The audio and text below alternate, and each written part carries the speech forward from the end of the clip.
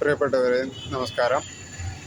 ഞാനിന്ന് വീഡിയോയിൽ വന്നിരിക്കുന്നത് നമ്മൾ ഇപ്പം അടുത്ത് രണ്ടുപേരെ അതിദാരുണമായി കൊലപ്പെടുത്തിയ ചെന്താമര കേസിനെ കുറിച്ച് സംബന്ധിച്ച് സംസാരിക്കാൻ വേണ്ടിയാണ്. നമ്മൾ ഈ കേസിൽ പരിശോധിക്കുമ്പോൾ മനസ്സിലാവുന്ന ഒരു വസ്തുത, ഈ ചെന്താമര ഈ മരിച്ച സുധാകരൻ്റെ ഭാര്യയെ മുൻപ് കൊലപ്പെടുത്തിയത്, ഞാൻ ഇതിന് ഒരു തരത്തിലും ചെന്താമരയെ പിന്താങ്ങുകയോ ന്യായീകരിക്കുകയോ ഒന്നും ചെയ്യുന്നതല്ല. ഒരിക്കലും ഞാൻ അങ്ങനെ ചെയ്യുകയുമില്ല. ആരും ഈ സ്വബോധമുള്ള ആരും ചെയ്യുന്ന പ്രവൃത്തിയുമല്ല അദ്ദേഹം ചെയ്തിട്ടുള്ളതും. പക്ഷേ ഇതിൽ നിന്ന് നാം മനസ്സിലാക്കേണ്ട ഒരു കാര്യം, ഈ ചിന്താമരയെ ഈ സുധാകരൻ്റെ ഭാര്യ പരിഹസിക്കാറുണ്ടെന്നാണ് പത്രവാർത്തകളിൽ നിന്ന് നമുക്ക് മനസ്സിലാവുന്നത്. അത് ഇപ്പോൾ ചിന്താമര തന്നെ വെളിപ്പെടുത്തിയ ഒരു കാര്യമാണ്.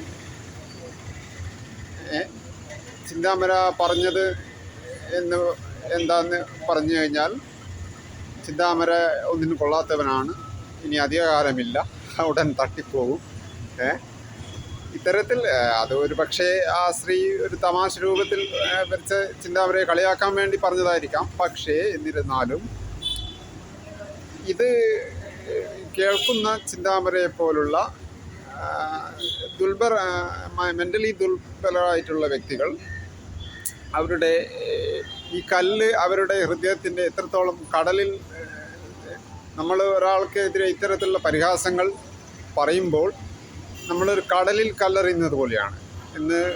എന്തെന്ന് പറഞ്ഞു കഴിഞ്ഞാൽ, ആ കല്ല് ഈ കടലിൽ എത്രത്തോളം ആഴത്തിലാണ് ആഴ്ന്നിറങ്ങുക എന്ന് നമുക്ക് ആർക്കും തന്നെ പറയാൻ സാധ്യമല്ല.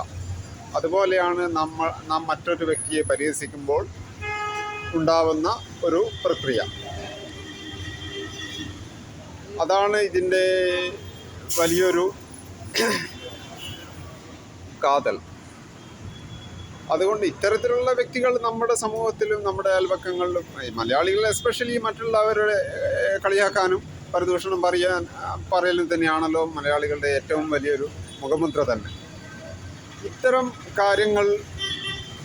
കാര്യങ്ങളിൽ നാം ഏവരും തന്നെ ശ്രദ്ധ ചെലുത്തേണ്ടതായിട്ടുണ്ട്. നമ്മൾ ഒരാളെ സഹായിച്ചില്ലെങ്കിലും ഒരാളെ ഒരു വാക്കുകൊണ്ട് പോലും ഉപദ്രവിക്കാതെ ഇരിക്കാൻ, വാക്കുകൊണ്ടാണ് ഉപദ്രവിക്കാതിരിക്കാൻ നോക്കേണ്ടത്. കാരണം ഒരാളെ തല്ലിയാൽ ചിലപ്പോൾ അവനൊരു അരമണിക്കൂർ കഴിഞ്ഞാൽ അത് മറന്നു പോയേക്കാം. പക്ഷേ നമ്മൾ വാക്കുകൊണ്ട് ഒരാളെ പരിഹസിക്കുമ്പോൾ അവൻ മരണം വരെ ചിലപ്പോൾ ആ വാക്ക് അവൻ്റെ മനസ്സിൽ ഉണ്ടാവും. ഈ ഒരു കാര്യം നാം ഏവരും തന്നെ ശ്രദ്ധിക്കേണ്ടതായിട്ടുണ്ട്. എങ്കിൽ തന്നെ ഇത്തരത്തിലുള്ള കേസുകൾ ഒരു പരിധിവരെ നമുക്ക് കുറച്ചെടുക്കാൻ വേണ്ടി സാധിക്കും. Good bye, best of luck, thank you.